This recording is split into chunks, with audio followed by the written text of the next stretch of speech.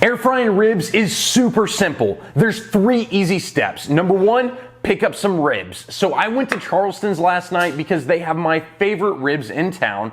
Picked them up and I brought them here tonight, and we're gonna throw them in the air fryer. You're gonna need to set your air fryer to 320 degrees. This is very important because you don't wanna necessarily cook the ribs. They've already been cooked, you're just reheating them basically, and you're not gonna wanna cook it for a long time. So 320 degrees at 10 minutes and you'll be set. Put some Sweet Baby Ray's on there to really top it off, and then you're gonna be good to go. You're gonna have delicious ribs. Once you grab a nice cold Keystone Light, you're gonna be all set. I hope you enjoy, and if you've enjoyed this video and you like ribs, you like rodeo, you like the D Ranch, make sure to like and subscribe. Thanks.